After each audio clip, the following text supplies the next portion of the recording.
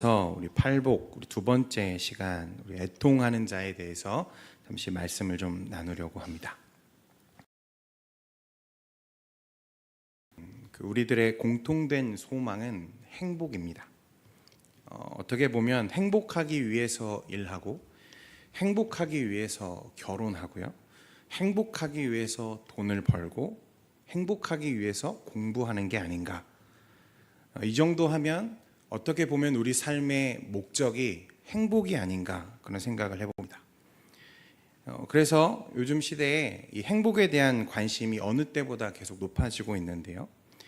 심지어는 웃음치료사라는 직업이 생길 정도로 사람들은 이 행복에 대한 관심이 많습니다.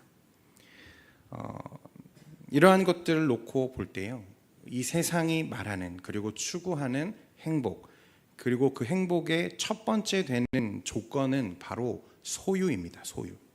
가져야 한다는 거죠. 그런데 정말 그런 것 같아요. 무언가를 소유한다는 것은 우리에게 분명 기분 좋은 일입니다.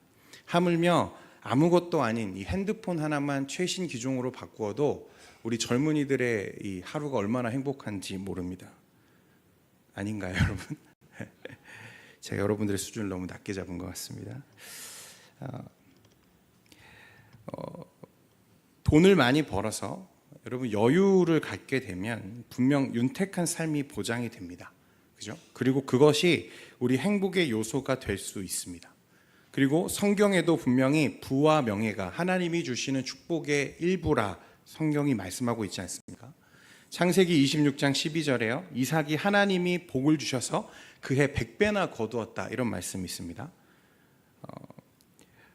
이삭이 그 땅에 농사하여 그 해에 100배나 얻었고 여호와께서 복을 주심으로 이렇게 말씀하는데요. 뿐만 아니죠. 이삭뿐만 아니라 하나님이 사랑하신 야곱, 여러분 하나님이 야곱을 얼마나 축복하셨습니까? 그는 삼촌 라반의 집에 있을 때 아롱진 것, 점 있는 것만 자신의 몫으로 받았습니다. 그런데 그는 얼마 지나지 않아서 한때를 이루는 거부가 되죠. 분명 성경도 이 재물을 소유하는 것이 이 하나님의 축복 가운데 하나라고 명시합니다. 사실 여러분 믿음의 조상들 중에 가난했다는 사람 보신 적 있습니까? 여러분 드뭅니다. 하나님이 여러분들의 가정 경제를 축복하셔서 여러분들 모두 부자 되시기를 축원드립니다. 우리의 수고와 노력으로 일군 부는요 결코 부끄러운 것이 아닙니다. 얼마 전에 이전에 살던 집이 이제 계약이 종료가 돼서요 부득이하게 이사를 하게 되었습니다. 집 구조도 달라지고 평수도 이전과 달라서 가지고 있던 가구들이 또 집기들이 집에 맞지 않는 거예요. 그래서 그냥 살까 하다가 아내랑 상의한 후에 이 용도와 또 그 집에 어울리는 가구들을 몇 가지 구입했습니다. 이전에는 행거를 설치해 가지고 옷을 걸어두고 살았는데 굉장히 불편했어요. 먼지도 많이 쌓이고 보기에도 안 좋고. 그래서 이번에 큰 맘 먹고 여러분 장롱을 집에 탁 들여놨습니다. 여러분 그 장롱을 오고 가면서 볼 때마다 얼마나 마음이 뿌듯한지 모릅니다. 또 거실에요 탁 멋들어진 소파도 하나 구입해서 탁 놔뒀습니다. 물론 이제 카드값이 걱정이긴 한데요. 그래도 오고 가면서 그 소파에 한번 눕기라도 하면 얼마나 편한지 모르겠습니다. 여러분 차를 사거나 오랜 시간 공을 들여서 집을 마련했거나 오래전에 사놓은 아파트가 기대하지도 않았는데 막 값이 올라가지고 여러분 내 통장의 잔고가 두둑해진다면 여러분 얼마나 기분 좋은 일이겠습니까? 분명 무언가를 소유할 때 여러분 우리는 행복합니다. 그렇지 않습니까? 그런데 예수님은 오늘 말씀에 어떤 사람이 복이 있다 말씀하십니까? 우리 함께 읽었죠. 애통하는 자가 복이 있다고 말씀합니다. 여기서 애통은요 여러분 그저 그런 슬픔 정도를 말하는 게 아닙니다. 말 그대로 극심한 고통을 동반하는 슬픔을 말하는 게 애통입니다. 도저히 내 힘으로는 억누를 수 없는 슬픔, 사람이 무심코 넘길 수 있는 어중간한 슬픔이 아니라 이내 창자가 끊어지는 것 같은 고통이 동반되는 슬픔이 바로 이 애통이라는 단어입니다. 특별히 성경에서 요셉이 죽었다는 소식을 이 야곱이 전해 듣고요 심하게 통곡하지 않습니까? 이렇게 슬퍼하는 야곱의 모습을 표현하는 단어가 바로 이 애통, 이 판데오라는 단어입니다. 자기가 사랑하는 아내 혹은 자녀를 먼저 떠나보낸 이 부모의 심정을 성경은 펜데오라고 하는 단어로 표현한다는 거죠. 이게 애통입니다. 그런데 예수님은 이런 애통에 빠져서 많이 우는 사람이 복이 있다. 오늘 우리에게 이렇게 말씀하세요. 여러분, 이 타이틀 자체가 역설 아니겠습니까? 애통한 자가 복이 있다니요.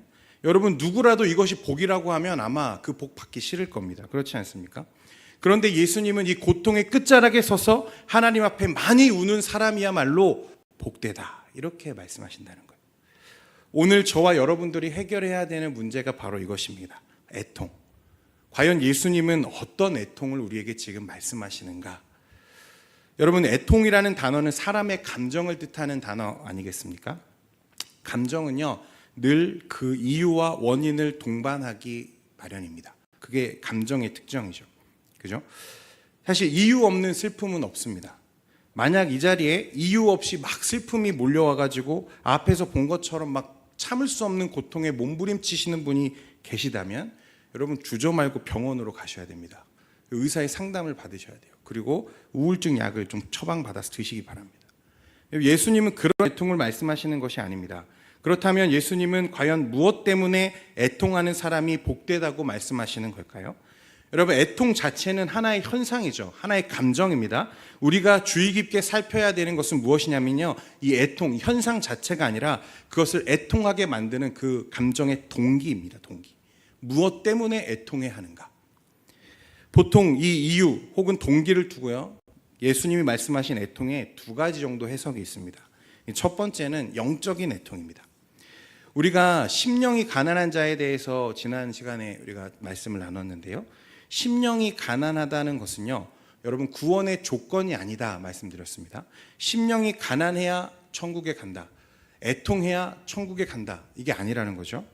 그러면 뭔가, 여러분, 이것은 구원받은 성도의 영적인 자질을 의미하는 단어입니다. 그러니까 이미 천국을 소유한 사람들의 심령이 가난하고요, 이미 천국을 소유한 사람들의 영적인 자질이 무엇이냐? 애통이라고 말씀하시는 거예요. 자, 이처럼 가난이 구원받은 성도의 영적인 자질을 보여주는 것처럼 예수님이 말씀하시는 애통은 그냥 일반적인 애통이 아니라 이처럼 영적인 자질로서의 애통을 의미한다는 것입니다. 지금은 여러분, 청년부에서 농촌 선교를 안 가고 있는데요, 예전에는 참 자주 갔습니다. 이 농촌 선교를 가보면 낮에는 주로 그 일하시는 주민들을 도와드리고요, 밤에는 각 가정에 찾아다니면서 이제 사형리나 다른 이제 전도법들을 가지고 이제 각 가정에 복음을 전하러 다닙니다. 여러분, 생각해 보십시오. 자기 친손자 손녀도 찾지 않은 이 깡촌 시골에 웬 젊은이들이 와가지고요, 낮에는 그 떼양볕에 자기들도 하기 싫은 일을 막 거들어 줍니다. 여러분, 얼마나 기특해 보이겠어요? 그죠? 그래서 밤에 찾아가서 이 복음을 전하면요, 일단은 굉장히 호의적으로 환영해 주십니다. 그런데 복음을 전할 때 가장 긴장되는 부분이 어디인가 하면, 여러분, 어디겠습니까? 우리가 모두 죄인이라 이야기하는 대목입니다. 왜 그럴까요? 분명히 호의적으로 우리를 환영해 준 분들에게 복음을 전하는데 이 복음을 전할 때 우리의 마음이 불편해지는 부분이 있다. 왜 그럴까요? 대부분 이것을 잘 인정합니까? 안 합니까? 인정하지 않습니다. 우리가 하나님의 심판을 받아 죽을 죄인이다 이렇게 말씀드리면 대부분 어른들은 순식간에 귀를 닫아버립니다. 그리고는 지금까지는 손수 과일을 깎아서 막 대접하려고 하시던 어른들이 이제 얘기 다 했으면 가라고 이제 등을 떠밀기 시작하십니다. 왜죠? 나는 그렇게 잘못한 적이 없다는 거예요. 나름 성실하게 살았고 남에게 피해 준 적도 없고 내가 착한 일도 얼마나 많이 했는데 나보고 죄인이라니, 그것을 인정하지 못하는 거죠. 여러분, 맞습니다. 여기 있는 우리들 대부분뿐만 아니라 세상의 사람들도 일반적인 도덕적, 윤리적 기준에 맞추어 살기 위해서 끊임없이 노력하는 사람들 많습니다. 오히려 교회에 다니는 성도들보다 어떤 면에서는 더 철저하게 그런 도덕적인 삶을 사는 사람들도 있습니다. 그래서 그렇게 생각하는 거죠. 내가 그래도 옆집 김씨보다는 내가 얼마나 잘났는데, 얼마나 착하게 살았는데, 내가 그래도 이 마을에서는 내가 제일 법 없이도 살 사람이 난데. 여러분, 심지어는 교도소의 재소자들도요, 자신이 어쩔 수 없이 이렇게 되긴 했지만 사실 내가 원래 나쁜 사람은 아니라고 말해요. 누구도 쉽게 자신의 죄인됨, 자신의 그 죄성을 인정하고 고백하는 사람은 사실 없어요. 사람들은 자신의 죄인인 것과 그 죄가 얼마나 나를 심하게 부패하게 하는지, 내 심령이 얼마나 죄로 타락해 있는지 사실 알지 못합니다. 야고보서 1장 14절 15절 말씀에 우리 같이 한번 보겠습니다. 시작. 오직 각 사람이 시험을 받는 것은 자기 욕심에 끌려 미혹됨이니 욕심이 잉태한즉 죄를 낳고. 하나님 앞에서는 여러분 말할 것도 없고요. 사람들을 대할 때 여러분 우리의 마음이 얼마나 냉랭합니까? 얼마나 이기적입니까? 우리 스스로를 얼마나 절제하지 못하며 분칠전하며 게으르고 투기하고 미워하고 상처 주고 음란하며 교활하고, 여러분 그것이 우리의 마음 아닙니까? 마태복음 15장 18절에서 20절에 이렇게 말씀합니다. 입에서 나오는 것들은 마음에서 나오나니 이것이야말로 사람을 더럽게 하느니라. 마음에서 나오는 것은 악한 생각과 살인과 간음과 음란과 도둑질과 거짓 증언과 비방이니 이런 것들이 사람을 더럽게 하는 것이요 씻지 않은 손으로 먹는 것은 사람을 더럽게 하지 못하느니라. 성경은 모든 사람이 죄 가운데 잉태되었고 우리의 전 인격은 전적으로 타락했다고 말씀합니다. 그런데 사람들은 그 사실을 인정하지도 않고 여러분 알지도 못한다는 거예요. 우리의 죄인됨, 우리의 죄성, 여러분 그것은 오직 예수 그리스도를 깊이 인격적으로 만날 때 우리의 죄악들은 완전한 거룩하신 예수님 앞에서 낱낱이 드러나게 됩니다. 이사야 6장에요. 하나님이 이사야를 선지자로 하나님의 사람으로 부르시는 장면이 있는데요. 하나님의 강권적인 역사가 일어나자 이를 옆에서 목격한 이사야의 반응이 굉장히 흥미롭습니다. 우리 6장 5절 말씀 같이 보겠습니다. 시작. 그때 내가 말하되 화로다 나여 망하게 되었도다. 나는 입술이 부정한 사람이요 나는 입술이 부정한 백성 중에 거주하면서 만군의 여호와의 신 왕을 배웠음이로다 하였다. 내가 말하되 화로다 나여 망하게 되었도다. 하나님의 존전 앞에서 이사야 선지자는 자신의 부패함을 봅니다. 자신의 영적인 비참함을 그제서야 보게 됩니다. 그리고는 고백하죠. 내 영혼이 완전히 망했구나. 내 심령이 썩어서 도무지 소망이 없는 사람이구나. 이것을 비통해하며 절망합니다. 자신의 영적인 가난함, 내 안에 있는 부패함과 죄악의 본질을 깨닫고 나면 여러분 우리 마음에 견딜 수 없는 애통이 찾아온다는 거예요. 나 자신의 부패함과 죄악들 애써 남들에게는 보이지 않으려 포장을 해보았지만 누구보다도 여러분 자기 스스로는 잘 알지 않습니까? 감춰지지 않는 뿌리 깊은 죄악들 누구에게나 있어요. 벗어나 보려고 하면 할수록 빠져드는 늪처럼 늘 자신을 넘어지게 만드는 여러분 연약한 부분들이 모두에게 있습니다.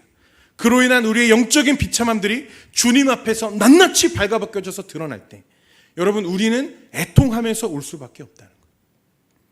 그렇게 비통한 심정으로 하나님 앞에 자신의 죄악됨, 자신의 죄인됨을 가지고 애통해하며 우는 사람, 여러분 그 사람이 복되다. 예수님이 말씀하시는 거예요.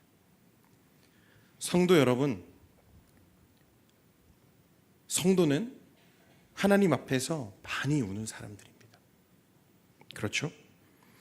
내 심령의 가난함을 바라보면서 영적으로 애통해하는 사람, 그 사람이 복된 사람이라 예수님은 말씀하시는 것입니다. 두 번째 애통은요, 상실이 가져다주는 애통이 있습니다. 이게 무엇이냐면, 사실 우리는 이제 말씀을 보면서 이 팔복에 여러 가지 의미들을 부여하려고 또 이 애통이라는 단어에 의미를 부여해 보려고 노력하지만 예수님은요, 정작 예수님은 그 어디에도 이 애통이라는 단어의 의미를 부연 설명하시지 않았습니다. 그냥 말 그대로 애통이었습니다. 그런데 놀랍게도 예수님이 이 애통에 대해서 말씀하실 때 그 이야기를 듣는 회중들 중에 그 애통이 어떤 애통입니까? 예수님께 질문하는 사람이 아무도 없습니다. 그 말은 굳이 설명할 필요도 없이 이 강론을 듣고 있는 청중들 대부분이 이미 예수님이 말씀하시는 애통의 의미를 알고 있었다는 겁니다. 여러분 한번 생각해 보세요. 어째서 그들은 이 애통이라는 단어를 그렇게 잘 이해하고 있겠습니까? 앞에서 제가 세상이 말하는 행복 조건이 소유, 가지는 것이라고 말했는데요. 여러분, 그렇다면 세상이 말하는 애통, 이 애통의 이유는 무엇입니까?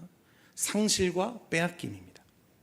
예수님 앞에 앉아있는 이스라엘 백성들, 여러분, 그 사람들은 무엇을 빼앗겼습니까? 먼저 나라를 빼앗겼죠. 그들에게는 자유가 없습니다. 나라 잃은 서러움, 여러분, 누구보다 잘 아는 민족이 우리 민족 아니겠습니까? 그나마 정치적 영향력을 가진 지도자들이나 바리새인들 같이 잘 사는 사람들이면 모를까?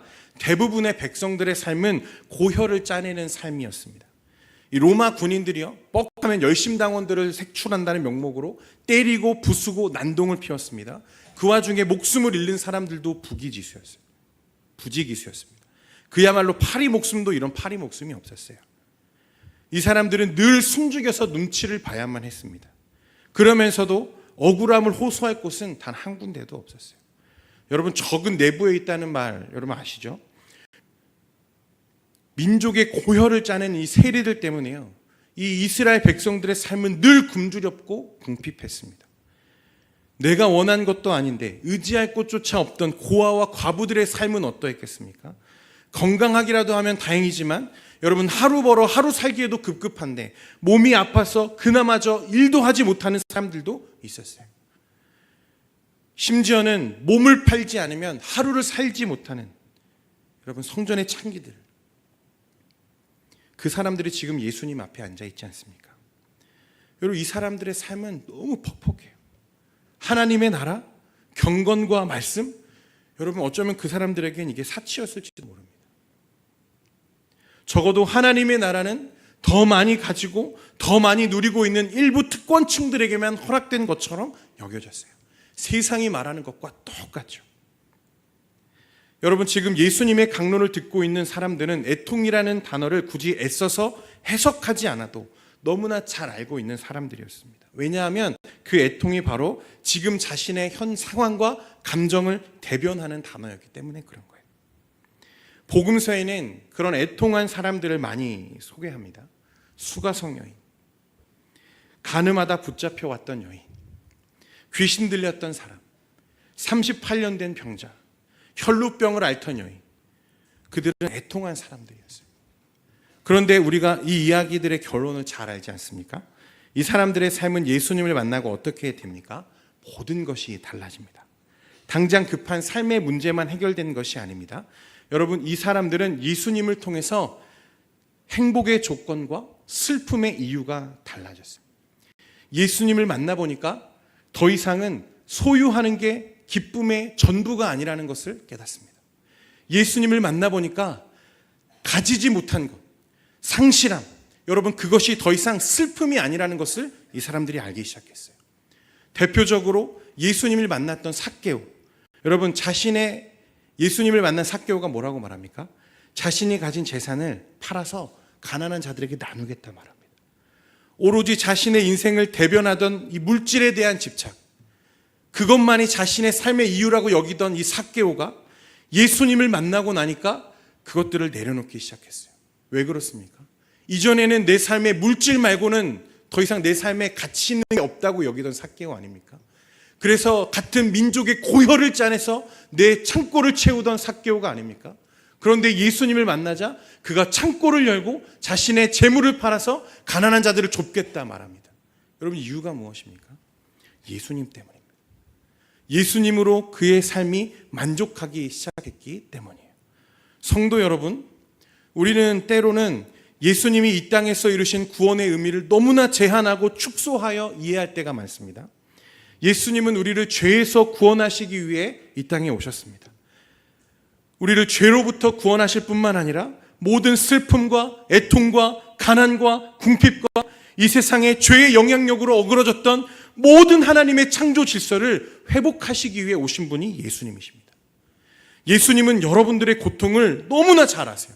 그 고통과 슬픔을 해결하시기 위해 오신 분이 예수님이라는 거예요.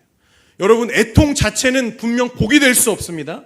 적어도 성경 어디에도 이 애통을 바람직한 이상적인 상태로 애통을 이야기하진 않습니다.